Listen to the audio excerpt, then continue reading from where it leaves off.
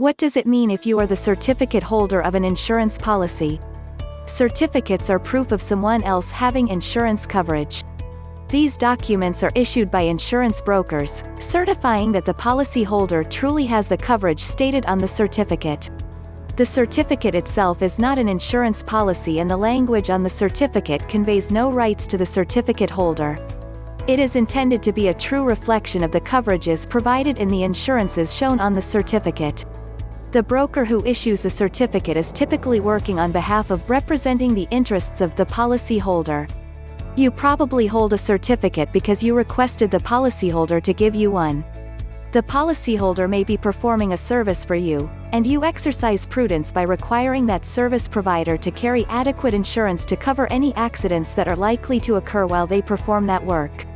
This is to protect yourself so that you do not have to incur costs in cleaning up the results of those accidents, such as lawsuits, debris removal, paying for replacement of damaged property, etc. You want the service provider to take responsibility for the consequences of accidents that they cause. It is common to require service providers, such as contractors, to procure insurance with specific terms for your benefit, such as endorsing their insurance policies to require 30 days notice to you of impending cancellation, giving you additional insured status, giving you a waiver of subrogation, and so on.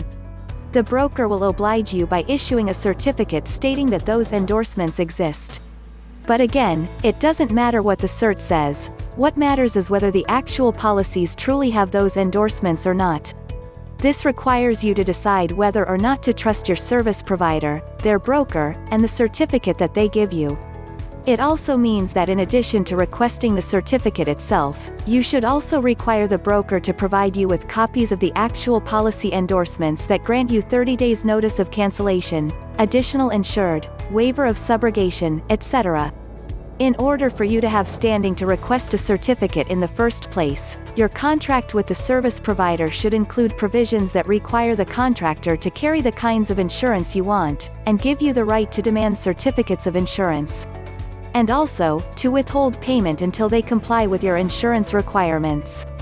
All of those nice bells and whistles such as additional insured are typically worthless if there is no contractual requirement for your service provider to name you as additional insured or do any of those other things.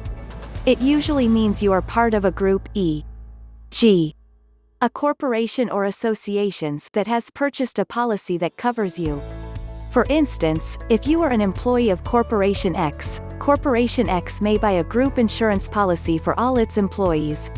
The employee is then the certificate holder. The cert holder has certain rights, e.g., the right to designate the beneficiary, but it is the policyholder, corporation, that has most of the authority over the policy and the ability to make changes to it.